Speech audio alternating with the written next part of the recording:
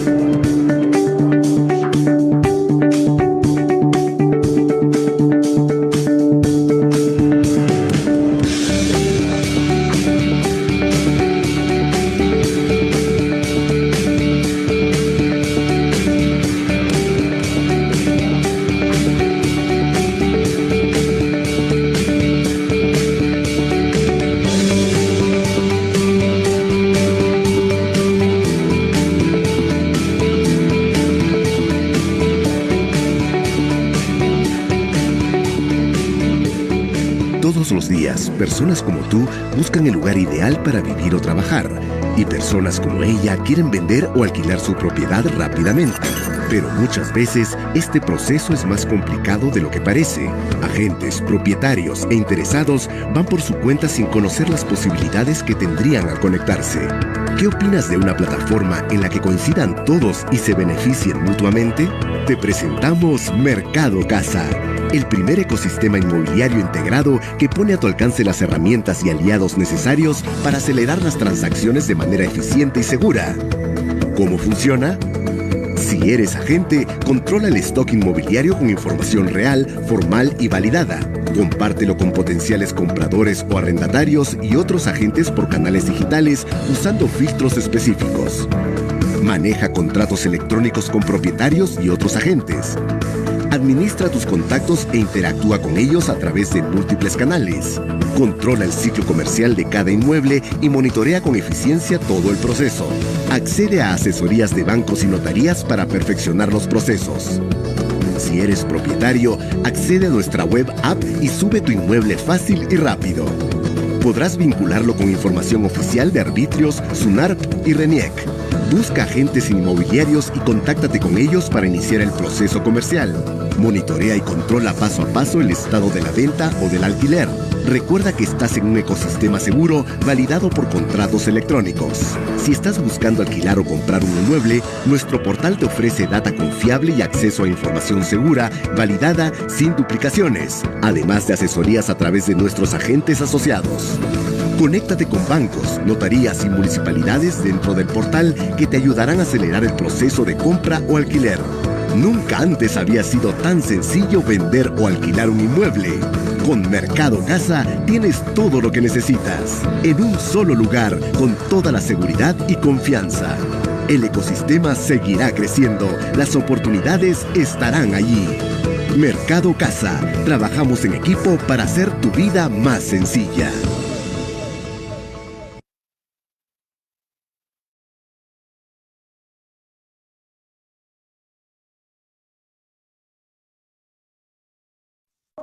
Adelante.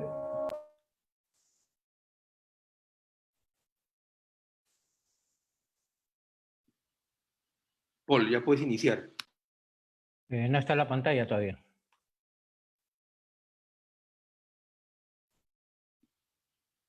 Paul, ya está en la pantalla, todos estamos viendo. Ok, yo veo lo de Spy. Bueno, estimados colegas y amigos, muy buenas tardes. A nombre de la Asociación Peruana de Agentes Inmobiliarios, les damos la bienvenida a este evento que hemos preparado especialmente para todos ustedes. Es un día especial y tenemos un panel de lujo. Vamos a empezar con una mirada al 2021 en la parte económica, ¿no? Según el Banco Mundial, el Perú se ha visto afectado por temas de pandemia, del COVID-19, así como la crisis política que atraviesa nuestro país, y ha tenido un descenso del PBI de 17.4% durante el primer semestre. Se espera que para fin de año tengamos un descenso del PBI de algo más de 14%. También se prevé un fuerte crecimiento para el año 2021. Y a fin de analizar y debatir sobre este tema para el 2021, hemos invitado a un profesional de primer nivel. Es el economista principal del Departamento de Estudios Económicos del Scotia Bank Perú, especialista en proyecciones económicas y gestión de inversiones, conferencistas en foros empresariales y académicos en todo el Perú. Tengo el gusto de presentarles al señor Mario Guerrero Corzo. Mario, adelante, por favor. Muchas gracias, un placer realmente estar con ustedes. Muchísimas gracias a SPY por la invitación, a Marcos del Río, a Fernando Torres, a Paul Casanova. Realmente para Scotiabank es un placer poder participar en esta conferencia. Voy a empezar entonces a compartir pantalla para empezar la presentación. Ok. ¿Me confirman, por favor, si se ve la pantalla? Ups, perdón. Sí se ve. Se salió. A ver, nuevamente. Un segundo. Sí se ve, ¿verdad? Sí. Perfecto.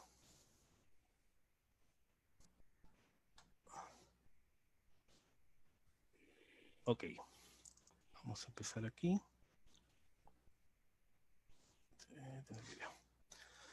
Bien, entonces empezamos con una primera revisión de efectivamente qué nos espera para el 2021.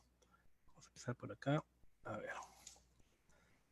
El primer punto es siempre ver en qué contexto nos encontramos, ¿no? Cómo enfrenta el mundo esta pandemia y qué resultados se esperan para el 2021. El primer gráfico de la izquierda muestra la situación del tercer trimestre, ¿no? Justamente Paul Casanova mencionaba la caída de 17% que ha registrado la economía peruana en la primera mitad del año, pero incluso en el tercer trimestre, donde ya empezó la reapertura y hemos empezado a recuperarnos, se registró una caída de 9,4%.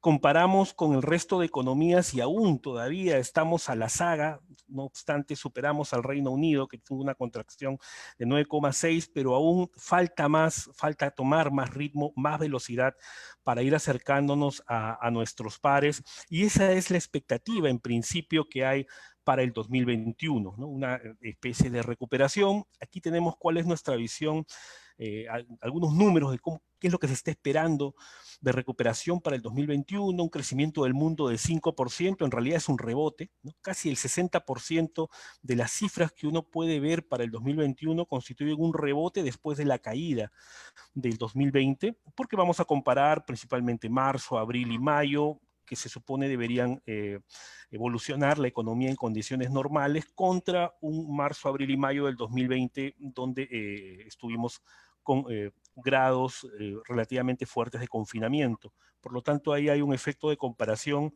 que sí o sí va a sumar en el 2021, y claro, sobre eso estarán los efectos de las políticas económicas expansivas, tanto monetarias como fiscales.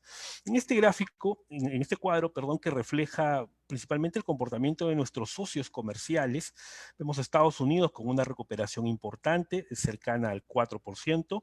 Va a depender mucho ahora de lo que pueda ser capaz de hacer la administración Biden, que toma el poder a mediados de enero. Ya incluso hay conversaciones entre demócratas y republicanos para un paquete de estímulo fiscal relativamente moderado. Eso se ha retrasado, lamentablemente. Debió haber entrado desde mediados de año, incluso como fue en el caso de la Unión Europea. Sin embargo, en el caso de Estados Unidos, a pesar de esa demora, se espera que se dé y contribuya a impulsar la economía. En el caso de China, nuestro principal socio comercial, la economía, el país donde se originó justamente todo este tema del virus, y a pesar de ello ha mostrado una recuperación bastante sólida, bastante rápida, no homogénea, es cierto, pero sí importante, ¿no? Que tal así que termina creciendo cerca de 2% para este año, y un buen rebote de 8% para el próximo. Definitivamente le da soporte a los precios de los metales, que como sabemos es una variable muy correlacionada con nuestro ciclo económico y una de las variables que señales también para el crecimiento de la inversión y de la confianza empresarial. Por lo menos ahí tenemos un factor positivo. La región, sí muy golpeada efectivamente este año, pero también con distintos niveles de recuperación para el próximo. Vamos a ver algo de detalle sobre esto justamente. Esta es la forma como se está recuperando el mundo, ¿no? He elegido dos variables que son muy importantes para entender todo el ciclo económico: la producción industrial, que es una variable que está muy relacionada con la manufactura, el encadenamiento de la cadena de valor con distintos sectores económicos, y las ventas retail, que tiene que ver con la demanda interna, con el consumo, con el poder adquisitivo de la población, ¿no? En el caso de la producción industrial es claro la forma como se ha venido recuperando, esto según el sondeo PMI, con ciertos traspiés en el caso de Europa por la segunda ola, pero sí a China y Estados Unidos con un soporte importante. En el caso de las ventas retail, sí se ve que el efecto ha sido más notorio para Europa por la segunda ola del COVID, ¿no? Definitivamente hay un impacto material en el cuarto trimestre en la economía europea, pero ya vemos algunos países, Francia, Alemania, España, que empiezan a relajar las restricciones que habían implementado a comienzos de noviembre de cara a la campaña navideña, y es probable que incluso para las fechas de Navidad ya esas restricciones temporalmente se hayan reducido. El número de casos en Europa ha disminuido significativamente en las últimas 2 semanas. Así que probablemente esto ya es una información, digamos, es mirar un poco como por el espejo retrovisor, ¿no?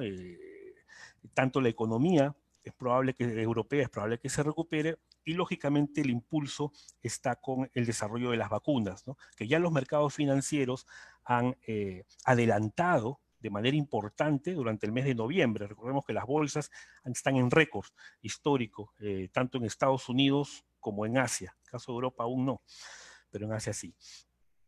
Por el lado de la región, y vamos entrando poco a poco al Perú, vemos las dos mismas variables, producción industrial y ventas retail, cómo ha sido el patrón de comportamiento. Se ve claramente que el Perú fue el más afectado por el confinamiento, pero también es cierto que en los últimos meses estamos acercándonos a el ritmo de actividad que muestran nuestros principales pares en la región, algo rezagados todavía en producción industrial, algo ligeramente mejor en ventas retail, pero todavía no lideramos la región, y ese es en realidad el objetivo que deberíamos tener, es liderar el avance en la región. Se convierte en la gran meta, ¿no?, para el 2021, más aún siendo el año del bicentenario, pero todo un reto por la actual coyuntura, lógicamente. Algunas noticias positivas para la región: se ha mantenido la calificación de riesgo de México. Había un riesgo de que baje, de downgrades, ¿no?, que caigan estos ratings. Felizmente se ha mantenido para México. No ha sido fácil, han tenido que hacer bastantes ajustes fiscales, y hay una promesa de reforma tributaria para el 2022. Colombia, que también estaba en riesgo de ver afectada su calificación, también la ha mantenido, y incluso el Perú, ¿no? En algún momento del tiempo, cuando hubo toda la crisis política, por lo menos esperábamos un recorte en el panorama, ¿no?, de estable a negativo. Felizmente eso, a pesar de todo, no se ha producido. Hemos mantenido nuestro grado de inversión con BBB+ y perspectiva estable. Siempre está el riesgo, lógicamente, con todos los acontecimientos políticos y de cara a un entorno de contexto electoral, ¿no? Va a ser recurrente, creo, las manifestaciones, las protestas, ¿okay? Y claro, hay que ver ahí el tema de gobernabilidad. Vamos a tener caminando casi por un hilo, pero eso es un poco desde la visión de las clasificadoras y de los inversores extranjeros.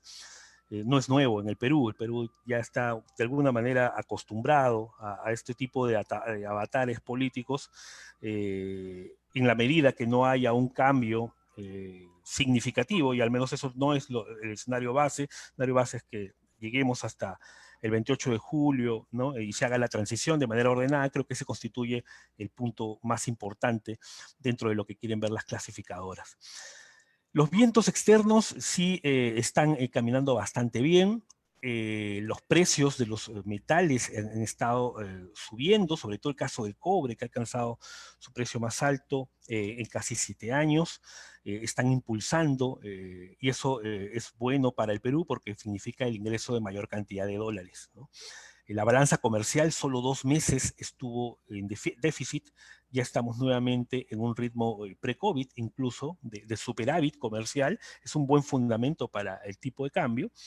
El volumen todavía, hasta datos de septiembre, no muestra una reversión, pero es probable que octubre y noviembre ya empecemos a dar la vuelta.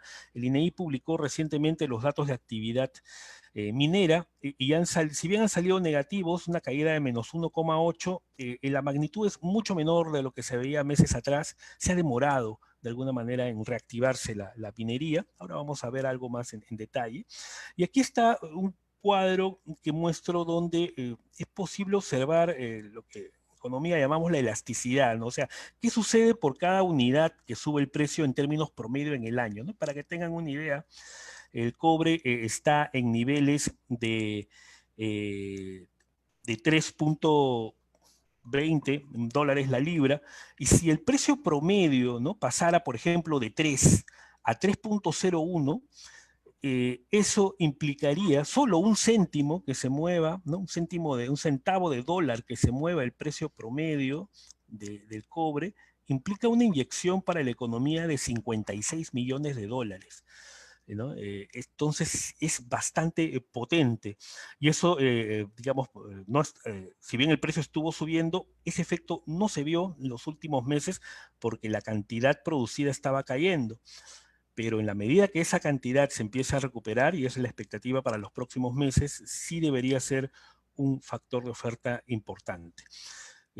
Por el lado del dólar, ¿no? Ya que estamos entrando a hablar un poco del tema de dólares, vemos sí un descenso significativo del dólar en el mundo. Este es el dólar en el mundo, una debilidad muy marcada, una visión que va en línea con lo que nosotros esperamos. ¿Ok? Y va también en línea con las expectativas de nuevos estímulos fiscales, ¿no? Esta es otra razón también para pensar que el tipo de cambio debería estar más bajo en el futuro, ¿no? Posicionamiento relativamente corto también aquí.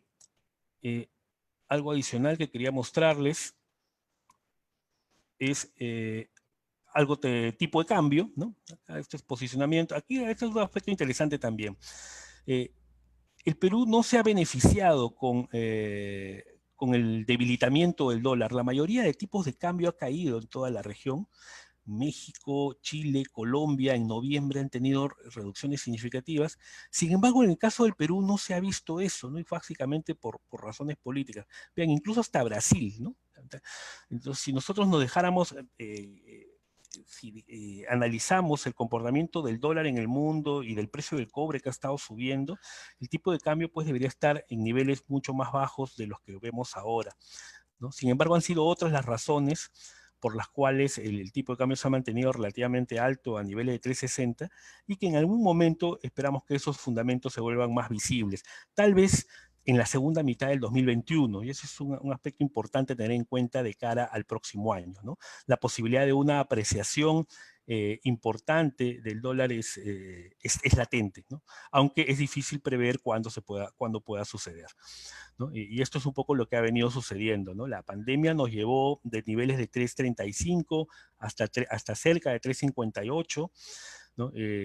Luego hubo un descenso importante del tipo de cambio otra vez a niveles de 3.35, ¿no? Una reversión.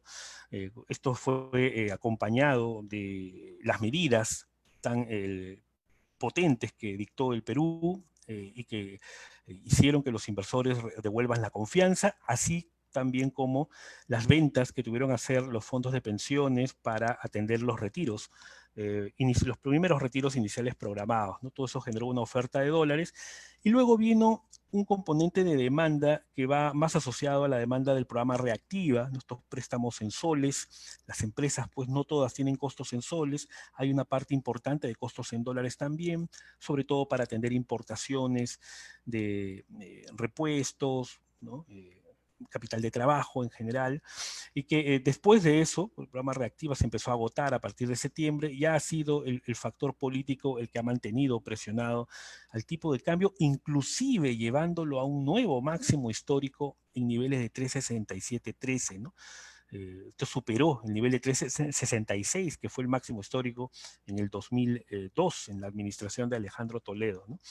Estos últimos días se ha mantenido alrededor de 3.60 y hoy en particular con un descenso a niveles ya rompiendo ligeramente el 3.60, cotizando a niveles de 3.59, pero todavía lo vemos dentro de ese rango, ¿no?, que mencionamos aquí de 3.58, 3.62. Vean lo que sucedió rápidamente en el tipo de cambio y el choque político, ¿no? Esta es una data intraday de cómo se negoció el tipo de cambio en esos momentos. Se producen estas figuras técnicas de gap, ¿no?, tras la vacancia presidencial de Vizcarra, y luego el Banco Central tuvo que intervenir de manera importante aquí, la conformación del nuevo gabinete de Merino, la marcha nacional, que en ese contexto llegó el tipo de cambio a 3.67, y luego un gap de reversa en sentido contrario que lo retrotrae tras la elección del presidente Sagasti hasta niveles de 3.56, ¿no? En el momento de colocación de bonos globales vuelve nuevamente el tipo de cambio a estar ya a buscar, digamos, el nivel anterior, nivel de 3.60, donde parece encontrarse ahí. A grosso modo, para el 2021 esperamos una recuperación. Nosotros estamos en un rango entre 8 y 9% de rebote para el 2021, después de una contracción cercana a 12% para este año, ¿no? Como les decía, casi el 60% de este 8.7% tiene que ver con rebote estadístico y el resto por las medidas de estímulo, tanto fiscales como monetarias, ¿no? El consumo, hemos visto que ha estado bastante afectado, con una caída cercana a 6%, esperamos una recuperación de 5%, y ahora vamos a ir detallando algo más sobre eso. Esta es la forma como vemos que se recuperaría la economía por sectores, ¿no? Construcción, que finalmente terminó siendo el más golpeado en el momento más álgido de la pandemia, aparentemente podría estar algo rezagado, pero creo que aquí el sesgo es al alza, justamente lo vamos a comentar ahora, algunos indicadores auspiciosos en el sector construcción. Diríamos que si un sector nos ha sorprendido en la etapa de recuperación el 2020, ese es justamente construcción. Y si hay un sector que ha decepcionado, es minería, ¿no? Que esperábamos que se recupere y se ha demorado. Por el lado de la demanda interna pasa algo similar. También la inversión privada ha sido lo más golpeado, no solo en el Perú, en toda la región. CEPAL, un estudio publicado ayer, señalaba que espera que la inversión privada se contraiga 50% en América Latina en el 2020. Estamos más o menos en ese orden. Sin embargo, en el tercer trimestre y cuarto trimestre parece la inversión también tener un sesgo al alza y se ha recuperado o se viene recuperando más rápido de lo que uno podría pensar. Bueno, va de la mano de construcción, que es un sector muy vinculado a inversión. Así que por ese lado esperemos, ojalá que la inversión privada tengamos que revisarla, pero hacia el alza. Definitivamente tenemos aquí inversión en infraestructura importante y es el punto clave para el crecimiento del 2021 y en los próximos años, ¿no? Si un motor necesita la economía peruana, es esa infraestructura, ¿no? Perdimos el paso con todos los escándalos de Odebrecht, pero creo que es momento de retomarlo, porque es lo único, infraestructura, mueve inversión, mueve empleo, que hoy en día es tan importante recuperar para que la economía crezca de manera sostenida y no se generen estos problemas de distribución y protestas que estamos viendo. Entonces, ahí la iniciativa del gobierno Arranca Perú va en esa dirección, ya está caminando, estamos viendo más demanda de cemento para los programas de reconstrucción, para el programa Arranca Perú, más sesgado al norte del Perú inicialmente, pero va en esa dirección, reconstrucción con cambios, o proyectos que ya estaban ongoing, como la línea del metro, también caminando, y bueno, ya a eso se debe sumar la ejecución que hará este gobierno de transición, ¿no?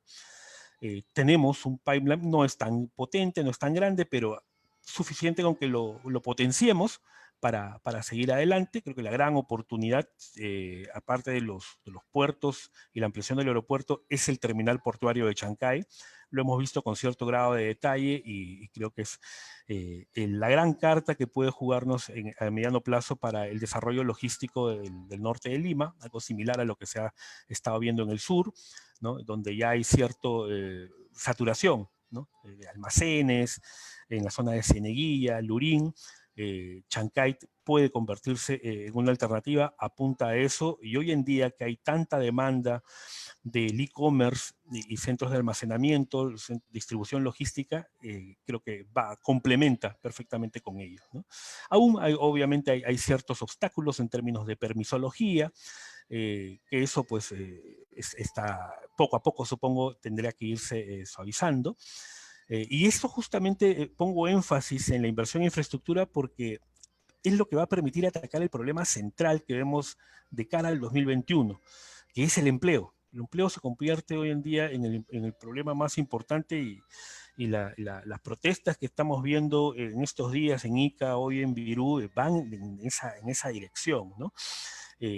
Las cifras de Lima, que son la data más fresca que tenemos, muestran la idea de cómo se ha estado perdiendo el empleo durante la pandemia, ¿no? De 5 millones a 2.2, pérdida de casi 2,8 millones de empleos. Con la reapertura ha habido algo de recuperación, ¿no? Ya estamos en 3,9 sobre 5, pero todavía hay un 22% de personas que antes estaban trabajando antes de la pandemia y que hoy aún no lo hacen, y eso es más o menos 1.1 millones de de personas en Lima. Si Lima representa 1/3 del Perú, más o menos guardando esa proporción, para el Perú estamos hablando entre 3 y 4 millones de personas que han perdido su empleo. Entonces es muy significativo desde el punto de vista de producto, desde el punto de vista de consumo y de empleo y de ingresos, ¿no?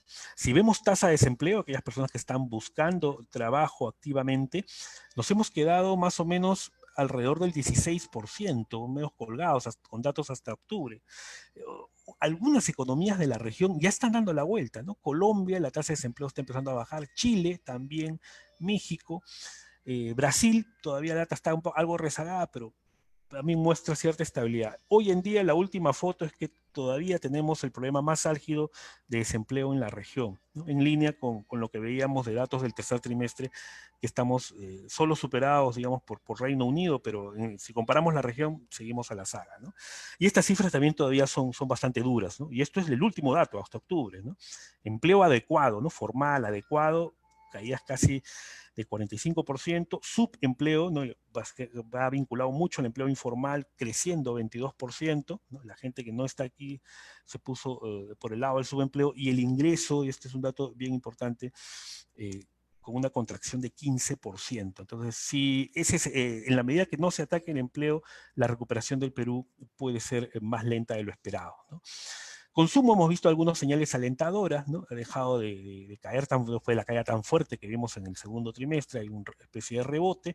Si vemos datos más finos de crédito, de consumo, después de varios meses en terreno negativo, ya octubre, algo de flujo, algo de activación en tarjetas de crédito, algo mejor en préstamos personales, es la primera señal de recuperación, es positivo. Campaña navideña, tal como la estamos viendo, pensamos que va a estar entre el 70 y 80% de lo que fue el 2019. Esperemos que nos sorprenda al alza, pero con un fuerte componente de e-commerce y ventas online, porque eso ha llegado para quedarse, ¿no? Conversando con varios retailers, nos mencionaban que las ventas que se están viendo hoy en día es las que ellos esperaban de cada 5 años, ¿no? Sin embargo, estas empresas pues no estaban logísticamente preparadas para afrontar tremenda demanda. Otro dato importante también que tiene que ver con el consumo, que hablábamos, si bien hay un deterioro del empleo y del ingreso, es curioso porque no se ve un deterioro masivo del ahorro, ¿no? Y es que han habido algunas otras fuentes externas que han dado soporte al ahorro. Esto es importante porque vean, hasta ahora, básicamente, aquí están los flujos del sistema financiero solo de personas, ¿no? Cómo se ha movido el ahorro de las personas, los flujos han estado positivos, hablemos de los meses de pandemia, mayo, junio, julio, ¿no? Y esto está directamente vinculado al primer retiro de fondos de pensiones, cuyos flujos fueron depositados en las cuentas de los afiliados, cuentas de ahorro. Luego tenemos las barras celestes que corresponden a los flujos de CTS. Estos sí han mostrado retiros moderados durante estos últimos meses.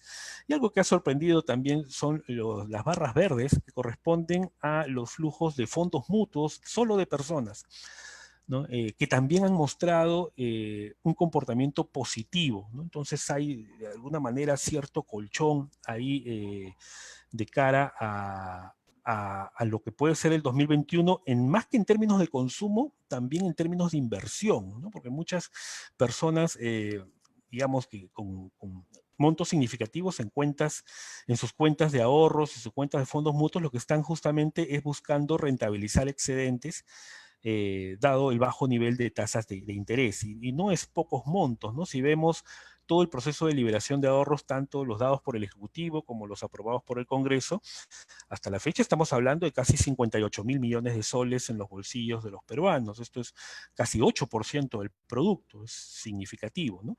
Queda pendiente aún, después de lo que hemos visto esta semana, de la aprobación del Congreso, del retiro de la ONP, ver, bueno, la actitud del Ejecutivo, a ver si pasa o no, pero ahí potencialmente hay otro 2% adicional. Yendo a un poco más de grado de detalle, aquí hemos mapeado cerca de 80 sectores económicos, con datos del INEI, del proyecciones del Banco Central, información de los medios de prensa, para tener una idea de cómo están posicionados con respecto a los niveles pre-COVID, ¿no? Los niveles del año pasado.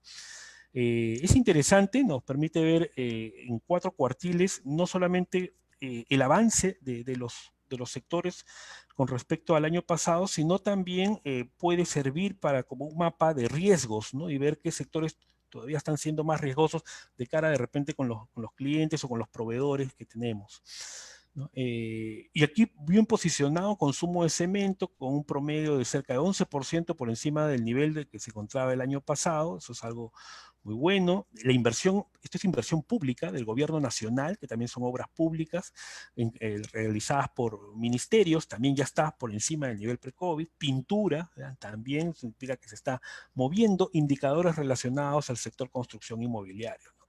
En el segundo cuadrante, en el segundo cuartil tenemos, bueno, vidrio, que está más o menos ya en nivel pre-COVID. Más atrás, materiales de construcción algo más rezagado, ¿no? A nivel cercano al 80% del nivel pre-COVID. La inversión del gobierno local, sí, también algo más rezagada. Las municipalidades están tardando por todos los procesos, pero suponemos que ya la senda está más o menos trazada, y obviamente aquí ya están los sectores que todavía tienen ciertas restricciones, ¿no? Como agencias de viajes, turismo, etcétera. Algunos datos para compartir sobre el sector inmobiliario que estamos bien monitoreando muy de cerca. Ya hemos comentado de la buena performance del PBI Construcción, que nos ha sorprendido, ¿no? Por encima, una recuperación más rápida de lo que se esperaba, principalmente por consumo de cemento. Comentan las empresas de que son básicamente ventas retail, ¿no? Hay mucho de autoconstrucción, hay mucho de estos procesos de adecuación, ¿no? De los lotes en las afueras de las ciudades, obras de agua, desagüe, electricidad, que está creciendo de manera importante. La explicación que uno podría tener ahí es que si bien se ha restringido el consumo en muchos de los rubros que uno estaba acostumbrado a hacerlo, parte de esos fondos podría estar destinándose a mejoramiento del hogar, adecuación, ¿no? La gente está reflejando que la gente tiene fondos y en alguna medida tiempo para poder dedicarle a ello, ¿no? Y eso es algo que parece ser más recurrente, al menos en los últimos 2-3 meses, ¿no? No obstante, también si mapeamos con datos del INEI, el indicador de edificios y obras de concreto también ha tenido una recuperación importante, eso es muy bueno. Hacia mediados de año habían muchas dudas respecto de qué tan rápido se podría recuperar el sector inmobiliario, el panorama se veía relativamente gris, ¿no? Sin embargo, estos últimos meses el comportamiento ha sido, diría, relativamente positivo, ¿no? Por el lado del sector público también está apoyando, ¿no? El avance físico de obras, que son construcción de carreteras, colegios, hospitales, obras públicas en general, también, sobre todo septiembre, ya ha empezado a dar un salto importante, se ha demorado, pero finalmente se está produciendo. Y otro aspecto importante que ha sorprendido es el crédito Mi Vivienda, ¿no? Creo que le ha dado un buen impulso los cambios al fondo Mi Vivienda, y lo estamos viendo aquí en el número de viviendas de crédito de este programa, que ha llegado a niveles de 963 en la última lectura que se ha publicado esta semana para el mes de noviembre, ¿no? Un nivel práctico, uno de los más altos desde el más alto del año prácticamente, ¿no? Entonces es potente, y si vemos las viviendas en su conjunto, según datos de ASEI, también nos muestran un comportamiento más estable, ¿no? Si uno hace la correlación del crédito hipotecario en su conjunto para todo el sistema financiero con las variables macroeconómicas, pues uno debería haber esperado que el crédito se contraiga y de manera importante, ¿no? Caídas entre 5 y 7% si solo lo vinculamos con variables macro, ¿no? Dada la magnitud. Sin embargo, creo que estos flujos, ¿no? Adicionales que comentábamos adicionalmente de ingresos, de liberación de fondos de pensiones, por ejemplo, más esta flexibilización de normas al programa, han marcado una cierta diferencia, conjuntamente con otros factores también, ¿verdad? Y eso está permitiendo por lo menos al mercado mostrar una recuperación algo más sostenida de lo que inicialmente uno pensaba, ¿no? Los precios de las viviendas se han mantenido relativamente estables por la información que tenemos de Capeco. Capeco espera incluso un aumento entre 4 y 5% para el próximo año. También recuerdo que a comienzos de la pandemia se esperaba, ¿no? El sector hablaba incluso de una contracción de 10% de los precios, situación que no se produjo, precios más bien se han mantenido estables. Eso también refleja de alguna manera el comportamiento del mercado, ¿no? Todavía, si bien estamos aún a niveles por debajo de las principales ciudades, así que hay espacio aún para crecer de manera importante. Eso es un buen dato. Las condiciones financieras también han ido de la mano con lo que ha estado haciendo el Banco Central y con los bancos centrales del mundo, ¿no? Las tasas hipotecarias en Estados Unidos están en niveles mínimos históricos, las tasas hipotecarias en el Perú están también en niveles bastante bajos, ¿no? 7,5, y todavía este proceso no termina porque el efecto de la política monetaria sobre las tasas hipotecarias, que son tasas de largo plazo, continúa de manera moderada, ¿no? El crédito también al sector construcción y al sector inmobiliario ha tenido un impulso gracias al programa Reactiva, y eso ha acotado cierta morosidad. Si vemos la región, sí, en todo su caso ha estado golpeado, ¿no? Efectos de la pandemia, pero ya se observan, por ejemplo, aquí algunos repuntes del crédito hipotecario en México y en Chile, ¿no? El caso de Perú, si lo medimos en dólares, aún no, porque la depreciación se está llevando todavía, la depreciación de cerca del 9% del sol se está llevando el 2 o 3% que está creciendo el crédito hipotecario a la fecha, pero probablemente ya en los próximos meses esperemos que esta curva roja que es Perú empiece también a dar la vuelta y alinearse con lo que se viene observando en México y en Chile. Así que tenemos un panorama pues bastante retador para el 2021. Si uno ve lo que espera el mercado con la información disponible a la fecha, el Perú se espera que sea la economía que más crezca en el 2021 de América Latina, ¿no? Estos son los resultados de las encuestas que hace Latin Focus para los distintos meses, todas para el 2021, ¿no? Y se ve como después de la pandemia empieza a cambiar esa sensación de que Perú es la economía que más cae, entonces la economía que más puede rebotar, así que ahí va en esa dirección. La gran meta creo que tenemos todos los peruanos es consolidar esas expectativas, sacar el mejor provecho. Y creo que tenemos, dadas las condiciones actuales, un reto grande por afrontar. Muchísimas gracias por su atención y doy pase a Paul. Muchas gracias por su atención. Mario Guerrero, muy amable por tu participación. Qué importante la información que nos has proporcionado. La verdad que nos augura un mucho mejor 2021 y bueno, a ponerse a trabajar en la venta de unidades inmobiliarias, sobre todo, que es nuestra razón de ser desde el punto de vista de la economía. Al mejorar la economía, obviamente, que va a venir una mejora también en la oferta, ¿no? En la venta de unidades inmobiliarias. Se dice, ¿no? Y tenemos información muy importante de que Lima Moderna se consolida con la mayor oferta y venta inmobiliaria residencial. Incluso que en septiembre de este año, a pesar de la pandemia y de todas las crisis que atraviesa nuestro país, se llegó a vender cerca de 1.300 unidades. Obviamente, para hacer una mirada al 2021 y analizar precios, proyecciones, ¿no? Tenemos a un personaje muy conocido por todos nosotros. Él es licenciado en Administración de Empresas de la Universidad de Lima, máster en Dirección de Empresas Constructoras e Inmobiliarias de la Universidad Politécnica de Madrid. Él es gerente general de Enacorp, importante empresa desarrolladora acá en el Perú. Tengo el gusto de presentarle a ustedes a Marco del Río Arrieta. Marco, adelante, por favor.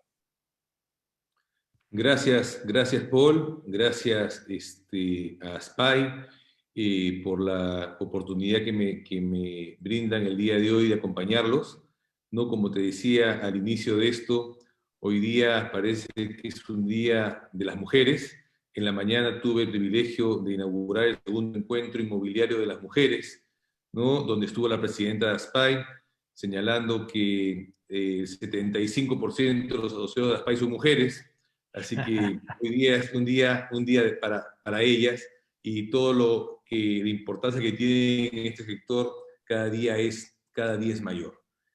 Hoy día les voy a hablar un poco, no con tanta cifra, ya que han sido muy claras por parte de Mario, y creo que nos ha dado una muy buena perspectiva de lo que puede llegar a ser el 2021, y ojalá se cumpla, ¿no? Aunque el 2021 es un año de muchos retos, ¿no? Sino como presidente de ADI.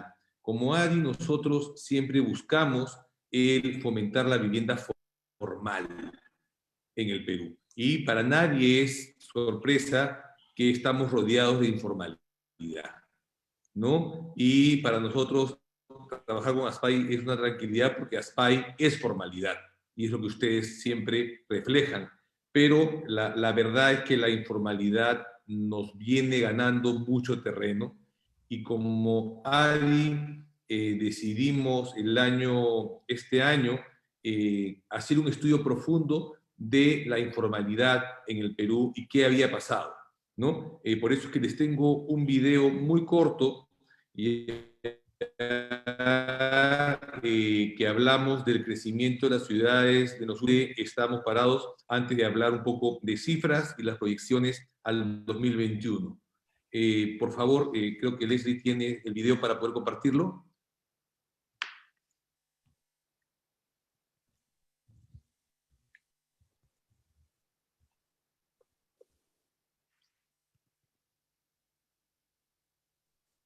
El audio.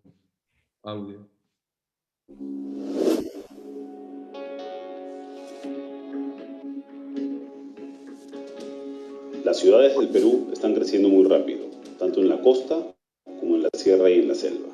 De hecho, el suelo urbano creado desde el año 2000 equivale a 4 Piuras, más 4 Arequipas, más 4 Pucallpas. Solo el 7% de este crecimiento ha ocurrido de manera formal, es decir, en urbanizaciones que tienen todos los servicios e infraestructura listos antes de que se construyan las casas. Solo el 1% del total corresponde a proyectos de vivienda social. El 93% restante, es decir, la gran mayoría de nuevas viviendas creadas en las últimas 2 décadas, no tenían ni agua, ni pistas, ni título al principio. Tuvieron que esperar un promedio de 14 años para que les comiencen a llegar estos servicios. Es decir, 14 años viviendo en precariedad. ¿Por qué ocurre esto? Porque la política real de vivienda del Estado durante los últimos 60 años promueve la informalidad. Esta política consiste en permitir que se trafiquen y ocupen terrenos que no cumplen con ninguna condición de habitabilidad, y luego, al pasar de los años, formalizar dicha propiedad e ir instalando agua, pistas, etc. Gracias a esta realidad, los traficantes no venden terrenos vacíos e ilegales, sino lotes que pronto tendrán título y servicios. Por ello, cobran por el suelo más del doble de lo que podrían si es que no existiera esta política de Estado.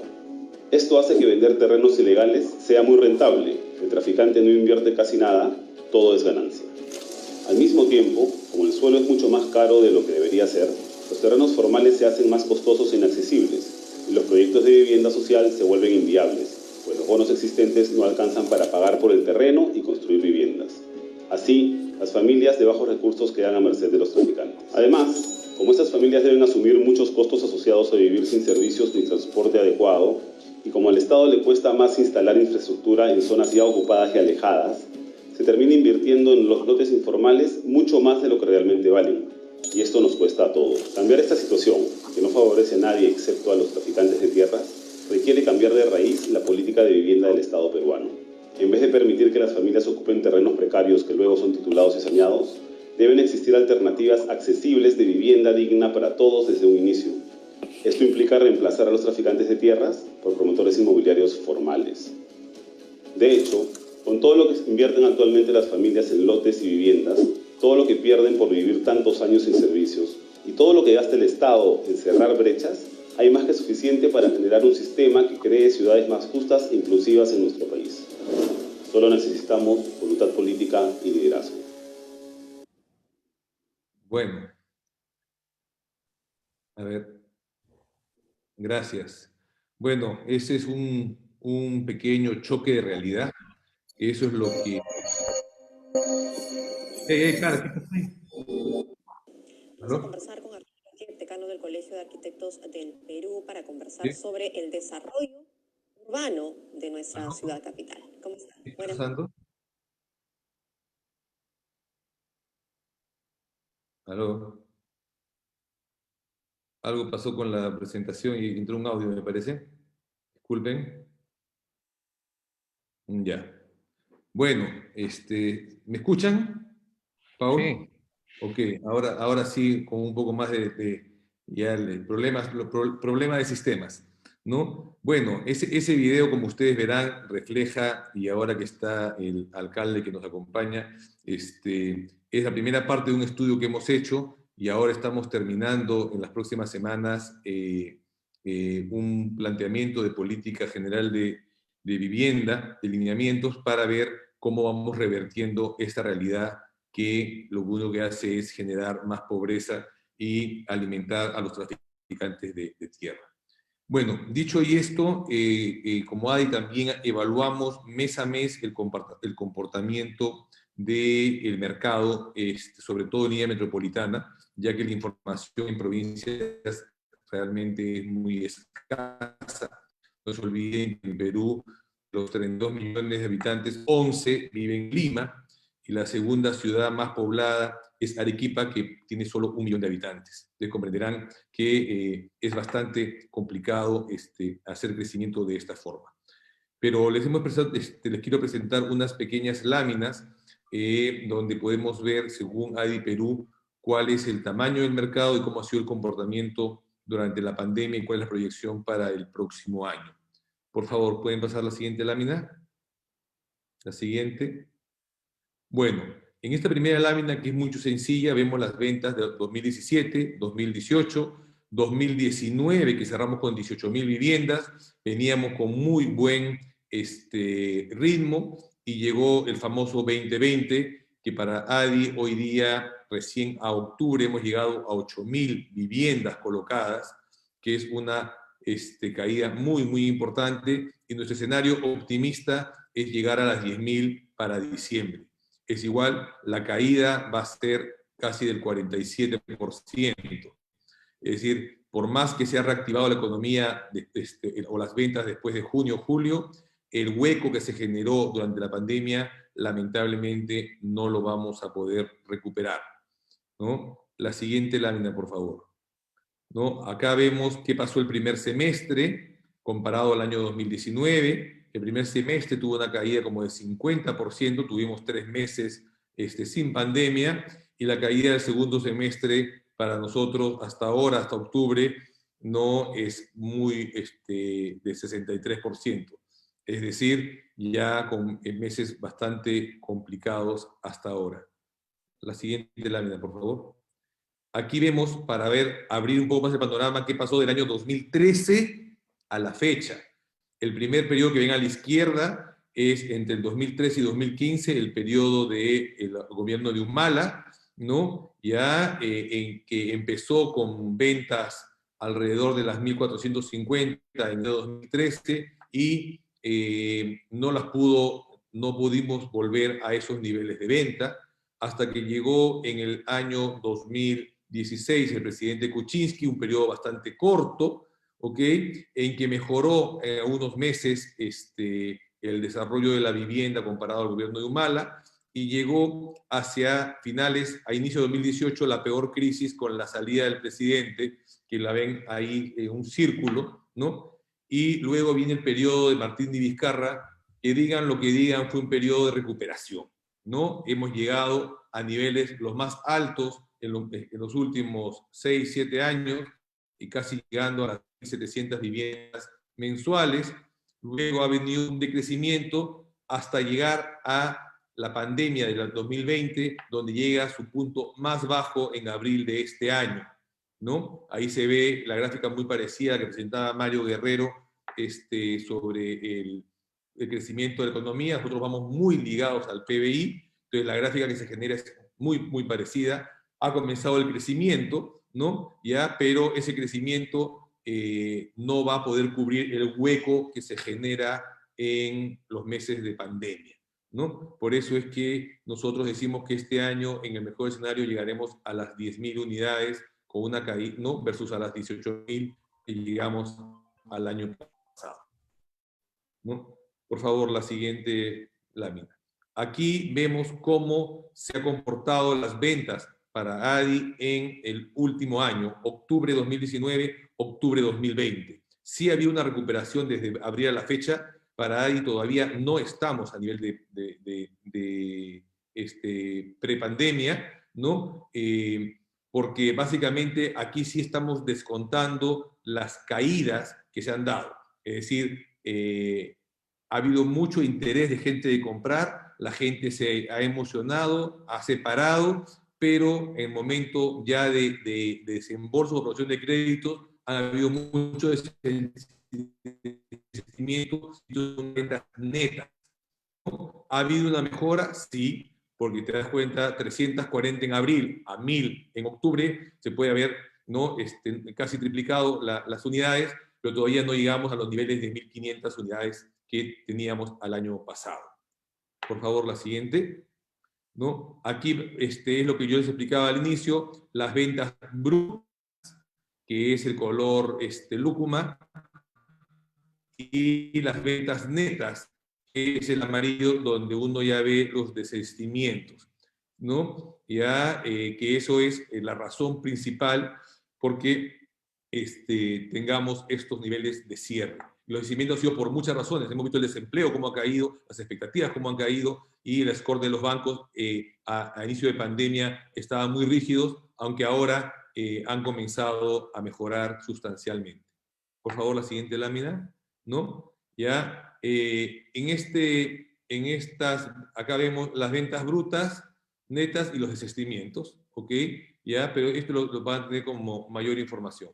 Por favor, la siguiente, ¿ya? El stock anual de viviendas. Acá nosotros, para que tengan idea, Lima es un mercado que tenía en 2017 promedio de 20.000, se llegó a 25.000 el año 2019, y hoy día manejamos un promedio de viviendas nuevas, ojo, acá no hay vivienda de segunda mano, de 23.500 unidades, es el stock que estamos manejando hoy en día en Lima Metropolitana.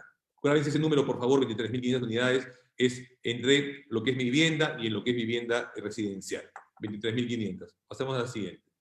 Ahí nos vamos dando cuenta, estas bolitas que ven acá es un índice que siempre vemos en los inmobiliarios, cuántos meses faltan para agotar stock. Lo sano, estamos hablando de 12 a 15 meses. Vean cómo estaba el octubre de 2019, 17, 18, 17, 16. Marzo comenzó a subir. Abril con la pandemia 30, 47, en los meses más complicados de pandemia 48, y luego se fue recuperando 39, 35, hoy día estamos en 27 o 28 meses.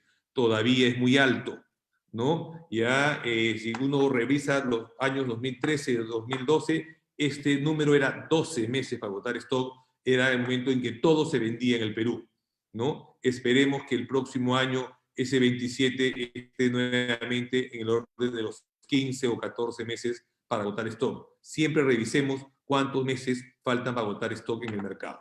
El siguiente, por favor, ¿no? Vamos a ver la tipología. Por eso yo le decía que vamos a separar lo que es techo propio, viviendas hasta 107.000 soles o 30.000 dólares, mi viviendas hasta 427.000 soles, y las residenciales mayor a 427.000 soles. Pasemos a la siguiente lámina, y ahí vemos dos países de muy fácil verlos, que el stock que yo le hablé ahorita de las 24.000, 25.000 viviendas, tenemos 10.600 que son vivienda de mi vivienda, ¿ok? 2.200 que es techo propio, y 10.600 que es vivienda residencial donde mayormente participa el ASPAI. Ese es el universo que tiene de viviendas nuevas para manejar, ¿no? ¿Ya? Y las ventas de ese mismo universo, ¿no? Dense cuenta que 4.187 han sido de mi vivienda, 1.300 han sido de techo propio y solo 2.600 de vivienda residencial. Es decir, el gran motor de la economía sigue siendo, en unidades por lo menos, mi vivienda y techo propio, que son viviendas que sí tienen un subsidio y un apoyo del Estado. ¿no? Por favor, la siguiente unidad, la siguiente lámina. Ahora, de todo ese universo, siempre la pregunta es, ¿cuánto está terminado? ¿Cuánto está en construcción? ¿Y cuánto está por iniciarse? Y esto es preocupante. 55% de todo este stock aún no empieza a construirse. Son proyectos que están en planos, que están esperando llegar a un nivel de preventa para arrancar. El 37% están construyéndose, que son edificios por terminarse. Y solo el 7,7% está en construcción. Ahora, acá abajito en chico yo les pongo cuál es el ideal. El ideal sería que no más del 30% esté en preventa y el 62% en construcción. ¿Qué quiere decir este cuadro? Hoy en día está siendo mucho más difícil llegar a las preventas para iniciar proyectos. Este crecimiento que nos decía Mario de cemento y de acabados y de vidrio se debe a que los proyectos que quedaron paralizados en el inicio de la pandemia se reactivaron rápidamente, pero esos proyectos nuevos, hoy día vemos en esta lámina que el 55% está esperando llegar al nivel de preventa, ¿no? Para poder arrancar, cosa que es preocupante. Debe 55 no ser mayor al 30 para que sea una economía sana. Por favor, la siguiente lámina. ¿No? Ahora, lo que siempre les vamos a la lámina porque con toda seguridad SPY siempre le gusta ver tema de distritos y el stock y la venta. Acá vemos un tema, ese mismo stock, que son las barras azules, en qué distritos están. Y vemos Coma, Jesús María y San Miguel tienen entre ellos 2, 4, casi 6.500 viviendas de las 20 y tantos mil que hay. Miraflores tiene 2.000 unidades, ¿no? ¿Ok? ¿Ya? Y así vamos viendo cada distrito cuántas unidades tiene en oferta y en amarillito cuántas se van vendiendo, ¿no? Distrito por distrito. Por favor, la siguiente lámina. ¿No? Y aquí esto es los mismos stock, 2.000, 2.000, 2.000, que lo han visto en el cuadro anterior, pero vemos cuántos proyectos hay por distrito. Comas, con 7 proyectos hace 2.300 unidades. Es decir, son proyectos grandes, proyectos masivos. Eso es Coyique. Jesús María, 67 proyectos, 2.300. Y vean Miraflores. Miraflores tiene 2.000 unidades, pero 135 proyectos. Son proyectos muy chicos para un Miraflores, ¿no? No son torres grandes, ¿no? ¿Ya? Y ahí nos vamos dando cuenta la importancia que tenemos de densificar la ciudad para que con menos proyectos se pueda ofertar más unidades. Hay un gran problema de oferta en lo que es Lima. Por favor, la siguiente lámina. ¿No? Y el tema de precios. Acá volvemos a ver el precio promedio en Lima, ¿no? Es la raya azul, y vemos distrito por distrito. San Isidro lo lidera con 9.100 soles, ¿ok?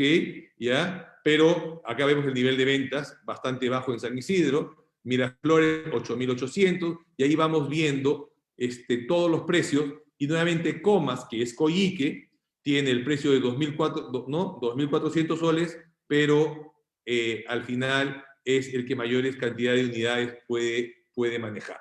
Y el promedio en Lima, ¿no? Estamos por los 5.000 y pocos, 5.500 soles metro cuadrado, que es el promedio.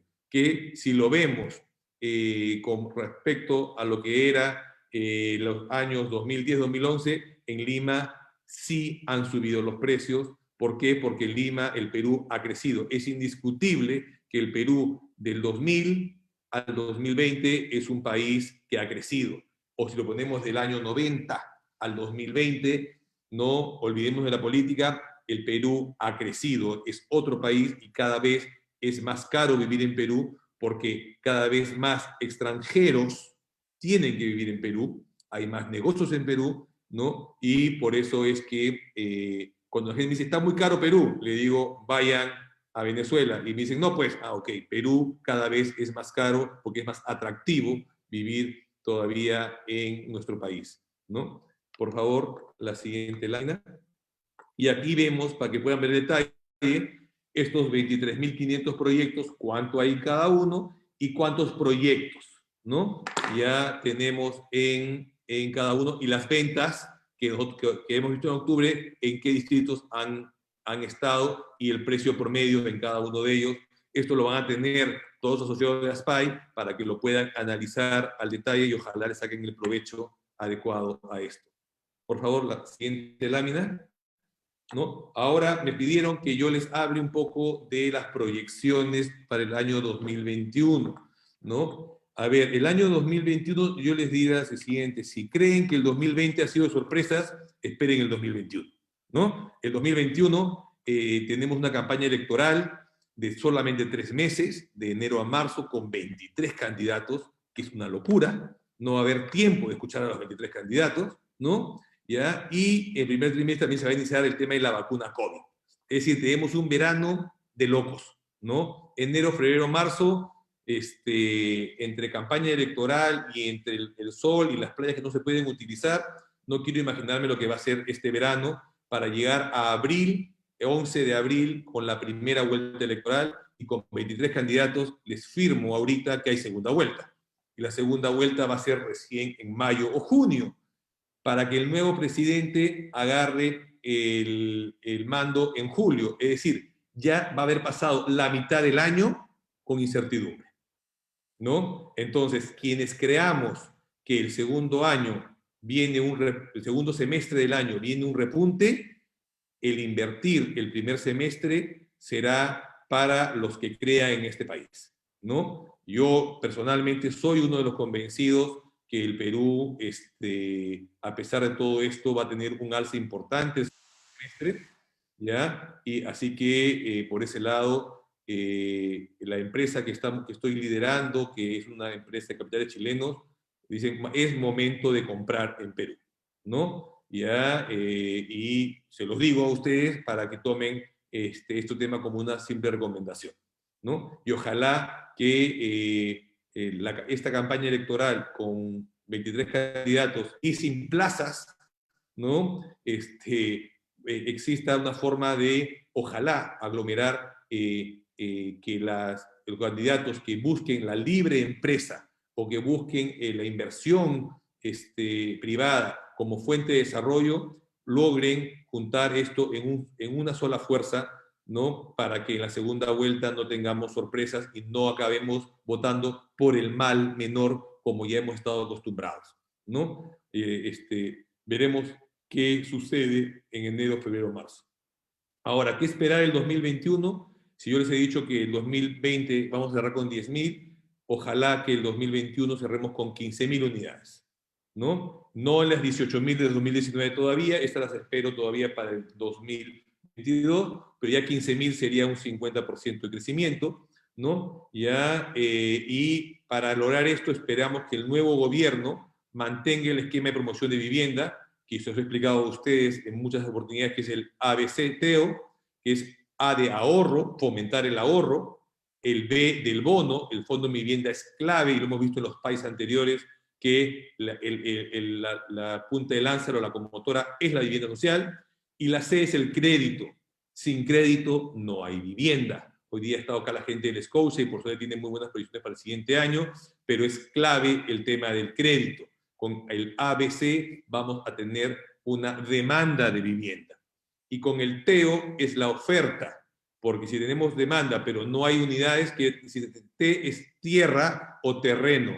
El gran problema que tiene Lima, y no está el señor alcalde escuchándonos, es la falta de tierra. Lima es una capital que llega al mar, en el mar no vamos a poder vivir, ¿no? Y Lima es una capital desértica, muy angosta, los cerros están muy pegaditos, entonces el tema es cómo generamos mayores metros cuadrados habitables en Lima, ¿no? La E es edificación. Si conseguimos tierra pero no me permiten edificar en ella, no me sirve de nada, entonces se tiene que emitir una densificación de la ciudad. Obviamente me dirán, es mucha gente. Señores, es una realidad. La gente nace todos los días. No quieren hacer nada, no hagamos nada, pero la gente nace todos los días y requiere de vivienda. Eso es una realidad. Y la O de otros son la tramitología. De nada nos sirve tener terreno o tener edificación para que los trámites de licencia sean eternos y no se puedan manejar en los tiempos reales.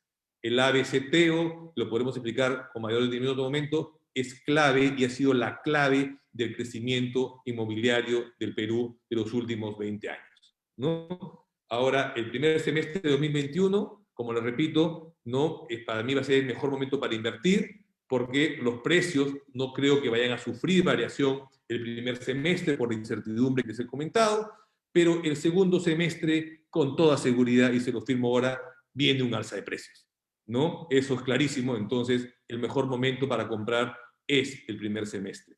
Apuesten de que el Perú es más grande que sus problemas y todo lo que estamos viviendo ahora va a ser circunstancial y el Perú va a salir adelante. Por mi parte es eso, no quiero quitarles más tiempo ya, y espero haber sido claro y conciso. Muchísimas gracias.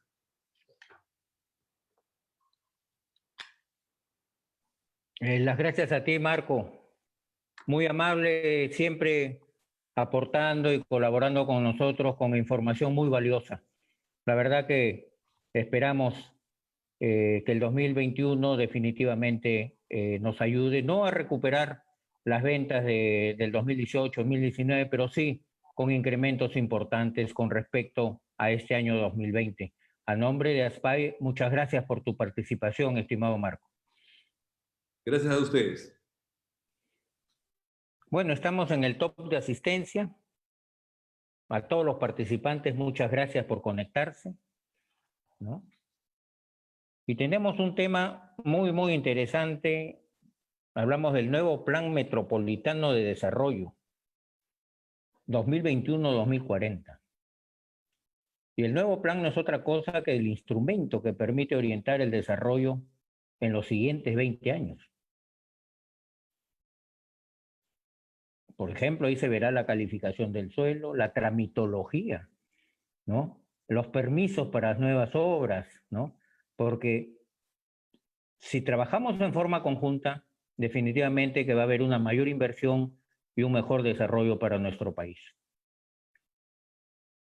Tenemos un personaje de lujo. Él es un abogado, licenciado de la Universidad Católica, máster en Planificación Territorial y Gestión Ambiental de la Universidad de Barcelona. Tiene una amplia experiencia en la dirección, planeamiento, administración de instituciones con elevado número de personal. Regidor, director, teniente alcalde, alcalde de Miraflores 2011, 2014, 2015, 2018, alcalde metropolitano de Lima 2019, 2022. Todavía le faltan 2 años de gestión. Y queremos escucharlo, por eso lo hemos invitado y desde ya nuestro agradecimiento, porque a pesar de las múltiples ocupaciones, se ha dado un tiempo para estar con nosotros. Doctor Jorge Muñoz Wells, bienvenido. En nombre de ASPAI le damos la bienvenida. Adelante. Muchas gracias, Paul, por esta introducción y a ASPAI por la invitación. Un saludo a todos los expositores que me han precedido. Realmente muy interesantes las exposiciones. Mario Guerrero nos ha explicado claramente cómo está la situación económica del país, cómo hemos sufrido con esta pandemia, cuál es el impacto que tenemos, y Marco del Río dándonos una apreciación real desde una perspectiva de lo que es la industria de la construcción y cuáles son sus proyecciones para el 2021. Ojalá que las proyecciones sean positivas, aunque viene un año medio complicado, creo yo. Y en ese sentido tenemos que ser muy prudentes y las bases para lo que va a ser el futuro de nuestra ciudad y de nuestro país tienen que estar claramente bien sentadas. En ese orden de ideas, hablar de un plan de desarrollo urbano para los próximos 20 años es algo que nos interesa muchísimo poder compartir con ustedes, porque es sentar las bases y es algo que quedará para las futuras administraciones. Nosotros tenemos, como bien se ha dicho, 2 años más de gestión, pero vendrán futuras administraciones que tendrán un basamento en este plan de desarrollo urbano. Me van a ayudar a compartir algunas láminas y vamos a la siguiente, por favor. Hay que ponerla a la siguiente, por favor, para poder ya ir entrando en materia. Miren ustedes, esto no se trata de límites, esta lámina que tenemos acá, sino se trata de un área de influencia, un área de estudio que estamos nosotros realizando en estos momentos, que es muy importante, es el área de la provincia de Lima, que tiene 264.409 hectáreas. Esta área o ámbito de influencia inmediata regional es algo que venimos mirando, pero no solamente nos quedamos en esto, sino que vamos más allá de esta área. Podemos ver que por el norte llegamos en la visión del estudio hasta el valle del río Chancay, por el este hasta el distrito de San Bartolomé en Huarochirí, por el oeste tenemos obviamente el Océano Pacífico con el límite del Callao, donde se está haciendo también un trabajo interesante de un plan de desarrollo, y por el sur hasta el valle del río Mala. Otra vez vuelvo a decir, estos no son los límites provinciales son por el norte hasta Ancón, por el sur hasta Pucusana, por el este lo que es Chosica, y obviamente hacia el oeste el límite es el Océano Pacífico. Siguiente lámina para seguir viendo cómo es la visión que nosotros tenemos. Nosotros tenemos una visión de Lima, no solamente como Lima ciudad, sino una visión global. Y acá creo que es algo que es muy importante para poder compartir con todas las personas que hacen algún tipo de industria. Lima está a la mitad de Sudamérica, Lima tiene una ubicación privilegiada y mira hacia dos cuencas, hacia la cuenca del Pacífico y hacia la cuenca del Atlántico a través de las IRSAs, y lo que se busca es poder explotar estas dos cuencas en el crecimiento y con la visión que se tiene como ciudad. Tenemos que pensar la ciudad así, y no solamente una visión meramente metropolitana, sino tener esta visión más extensa. Pero también tenemos que mirar a ese eje que es un eje casi vertical, que toca a las ciudades y a los países de la Alianza del Pacífico. Me refiero a Chile, Colombia y México, porque esas son líneas de proyección. Pero más allá que esta visión de Lima global, también tenemos que mirar la siguiente lámina, que es una visión que tiene que ver con lo nacional. Fíjense que nosotros tenemos algunas regiones de donde nos ingresan una serie de bienes o elementos. Por ejemplo, en el norte, la región Ancash, de ahí traemos hacia la capital la pesca, y hay también un importante flujo de turismo bilateral. Respecto del centro del país, de la región de Cerro de Pasco viene la minería, de la región Junín vienen los productos perecibles y de alimentación, y frente a lo que es el sur, digamos, la región Ica, ahí tenemos el aeropuerto de Pisco, el puerto de San Martín, y ese gran flujo que hoy día hemos visto interrumpido por la huelga que tenemos en estos momentos de agroindustria. Hay un flujo de productos agroindustriales que llegan a la capital, y que de la capital también hay una salida hacia estos puntos que hemos mencionado.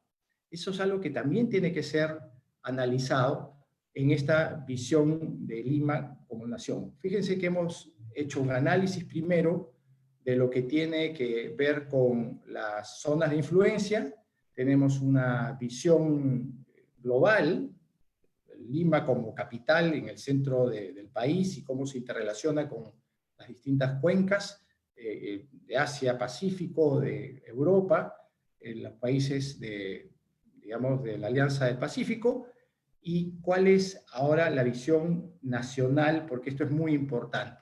Vamos a la siguiente lámina, porque ahí está justamente lo que nosotros queremos hacer, cuál es la visión que tenemos al 2040, y vamos después a desmenuzar cómo se llega a esto. Queremos tener una ciudad competitiva. En definitiva, ¿por qué no podemos ser una ciudad competitiva? ¿Por qué no podemos ser una ciudad donde la gente nos mire con mayor atracción? Por supuesto que se puede. Y algo se ha logrado en estos momentos, pero todavía hay una tarea por delante.